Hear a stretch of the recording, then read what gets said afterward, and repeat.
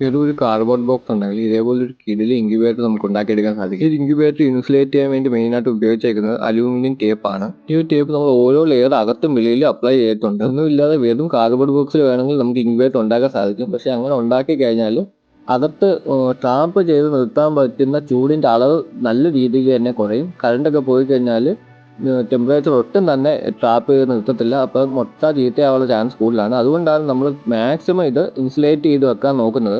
Insulate ചെയ്യാൻ വേണ്ടി ഏറ്റവും നല്ലത് എനിക്ക് തോന്നുന്നത് നമ്മുടെ തെർമോക്കോൾ ഷീറ്റ് തന്നെയാണ്. ഏറ്റവും തിക്നെസ്സിൽ കിട്ടാവുന്ന തെർമോക്കോൾ ഷീറ്റ് മേടിച്ച് ഉപയോഗിക്കുകയാണെങ്കിൽ അത്രത്തോളം ടെമ്പറേച്ചർ ട്രാപ്പ് ചെയ്ത് നിർത്താൻ സാധിക്കും. അതുപോലെ തന്നെ ഹ്യൂമിഡിറ്റി കൺട്രോൾ ചെയ്യാൻ പറ്റുന്ന ബെസ്റ്റ് ഒരു ഐഡിയ ആണ് ഇപ്പോൾ നിങ്ങൾ കാണുന്നത്. ഇതേപോലെ ചെയ്ത് കഴിഞ്ഞാൽ ഹ്യൂമിഡിറ്റി നിങ്ങൾക്ക് ആവശ്യമുള്ള രീതിയിൽ കൺട്രോൾ ചെയ്ത് നിർത്താൻ സാധിക്കും. ഞാൻ ഈ ഒരു ചെറിയ ഇൻക്യുബേറ്റർ ഉണ്ടാക്കിയത് ഒരു ബാക്കപ്പ് എന്നുള്ള രീതിയിലാണ്. ഞാൻ 2 ഡേറ്റിലായിരുന്നു നേരത്തെ മുട്ട വെച്ചത്. അപ്പം ആദ്യത്തെ അതിൻ്റെ ഡേറ്റ് ആയപ്പോഴത്തേന് രണ്ടാമത് വെച്ച മുട്ട ഇതിലേക്ക് മാറ്റിയതാണ്. ഇതിൻ്റെ ഫുൾ വീഡിയോ കാണാൻ താല്പര്യം ഉണ്ടെങ്കിൽ നമ്മുടെ ചാനൽ ഉറപ്പായിട്ടും സബ്സ്ക്രൈബ് ചെയ്ത് വെച്ചേക്കുക.